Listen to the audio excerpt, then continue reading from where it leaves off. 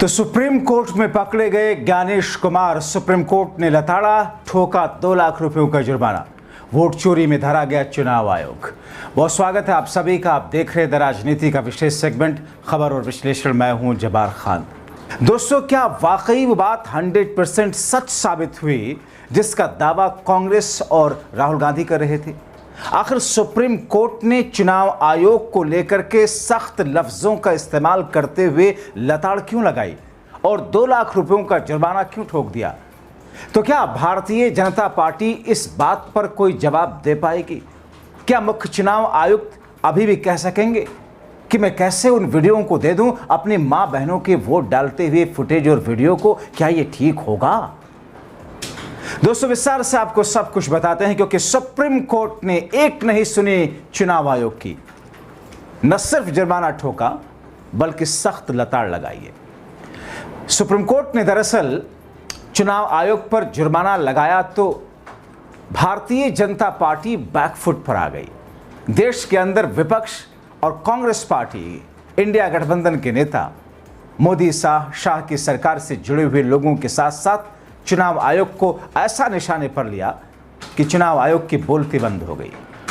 अब ऐसी स्थिति में जब सुप्रीम कोर्ट ने 2 लाख रुपयों का जुर्माना लगाया और डांट फटकार लगाते हुए, तो ऐसी स्थिति में उन आरोपों को और बल मिल गया जिनमें राहुल गांधी ने कई खुलासे किए, जिसमें इंडिया गठबंधन के लोग रोजाना खुलासे करने की बातें करते हैं।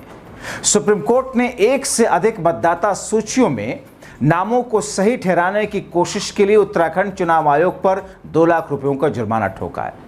इस फैसले के बाद कांग्रेस ने कहा बीजेपी वोट चोरी में पंचायत चुनाव को भी नहीं छोड़ी।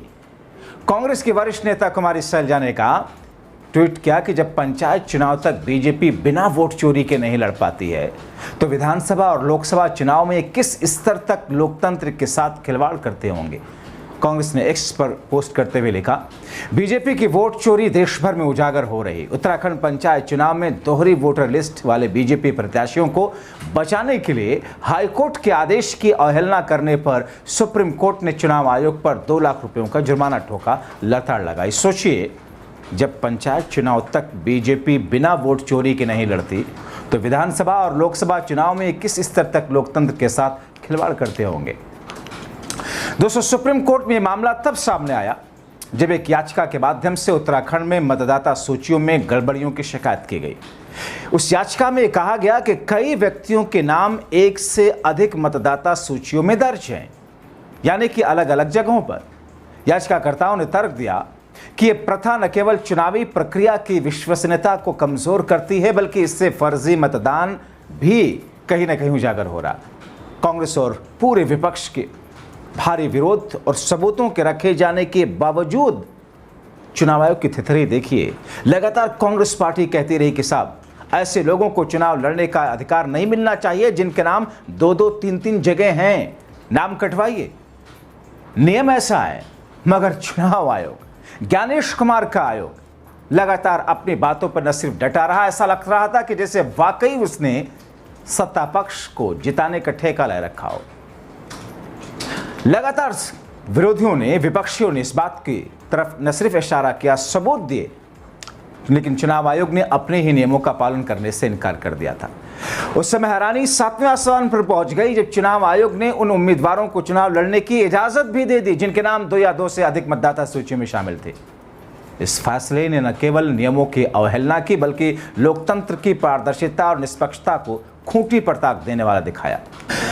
दोस्तों, ये विवाद उत्तराखंड में जनवरी 2025 में हुए शहरी स्थानीय निकाय चुनाव से शुरू हुआ और कांग्रेस ने आरोप लगाया कि बीजेपी ने अपने समर्थकों को ग्रामीण क्षेत्रों से शहरी मतदाता सूचियों में स्थानांतरित करवाया ताकि फर्जी वोटिंग के जरिए चुनाव में अनुचित लाभ लिया जा सके। कांग्रेस के प्रदेश अध्यक्ष हैं करण मेहरा। उन्होंने खुलासा करते हुए कहा कि म्युनिसिपल चुनाव के बाद बीजेपी ने अपने समर्थकों को फिर से ग्रामीण मतदाता सूचियों में स्थानांतरित करने की कोशिश शुरू की ताकि मई-जून 2025 में होने वाले पंचायत चुनाव में भी अनुचित लाभ उठाए जा सके। दोस्तों, उत्तराखंड पंचायत राज एक्ट 2016 के अनुसार किसी व्यक्ति का नाम एक ही मतदाता सूची में होना चाहिए।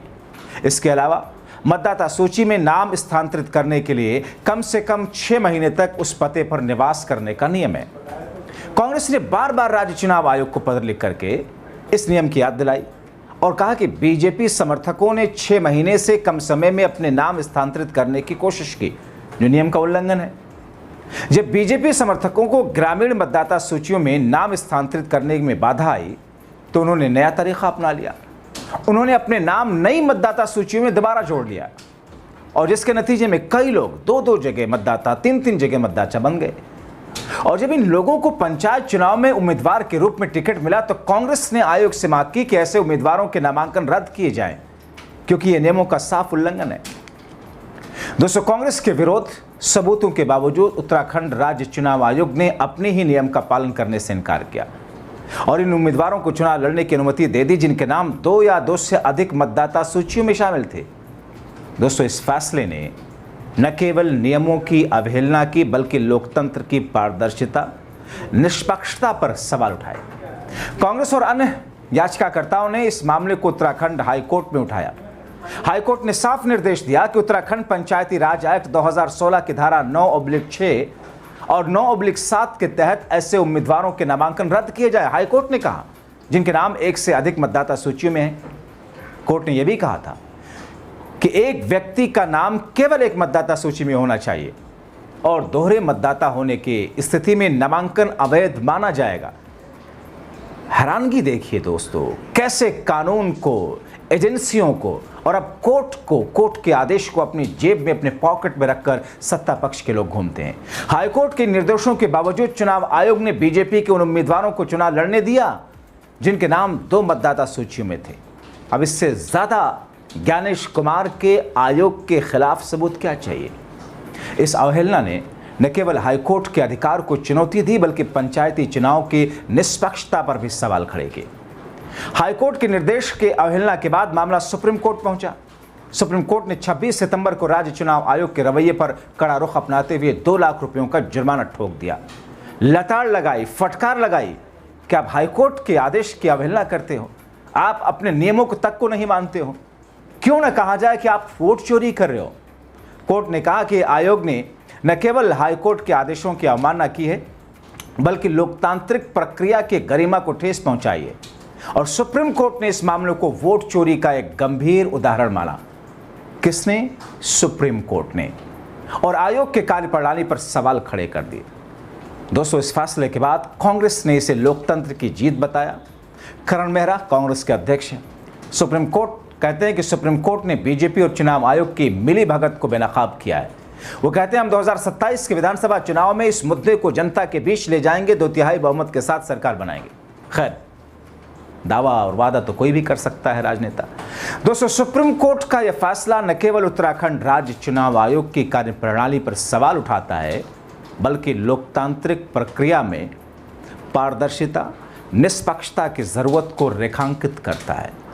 वोट चोरी के इस मामले ने बीजेपी और चुनाव आयोग की भूमिका पर गंभीर न सिर्फ सवाल खड़े किए बल्कि सीधे सीधे ये मौका दिया कि चुनाव आयोग को वोट चोर कहा जाए और चुनाव आयोग के संरक्षकों को वोट चोर कहा जाए। अब आने वाले समय में देखना होगा कि आयोग इस फैसले के बाद कदम क्या उठाता है। क्या पंचायत चुनाव में पारदर्शिता बहाल हो पाती है? और अगर वाकई निष्पक्षता और पारदर्शिता के बहाली को चुनाव आयोग प्राथमिकता देता है तो सुप्रीम कोर्ट में ऐसी स्थिति क्यों उत्पन्न हुई? यहां तक कि नियमों को याद दिलाने के बावजूद उत्तराखंड में जो स्थिति चुनाव आयोग की उत्पन्न हुई, चुनाव आयोग ने उत्पन्न किया, हाईकोर्ट ने फैसला दिया, निर्देश दिया, बावजूद इसके कितनी मोटी चमड़ी वाला यह चुनाव आयोग है उस पर जरा भी असर नहीं करता। हाईकोर्ट के फैसले को दरकिनार कर दिया। मजबूरन सुप्रीम कोर्ट में मामला जाता है। सुप्रीम कोर्ट ने वोट चोरी के नजरिए से इसे देखा और फैसला दिया।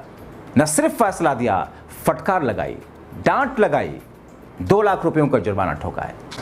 जाहिर तौर पर दोस्तों, राहुल गांधी का आने वाला एटम बम के बाद में वोट चोरी पर हाइड्रोजन बम और महाराष्ट्र का वोट चोरी पर सर्जिकल स्ट्राइक के पहले सुप्रीम कोर्ट का यह फैसला यह दर्शाता है कि वोट चोरी तो हो रही है। आप क्या कहेंगे दोस्तों? अपनी राय, अपनी बात कमेंट बॉक्स में जरूर लिखें, सब शब्दों में। अंत तक वीडियो देखने के लिए बहुत शुक्रिया।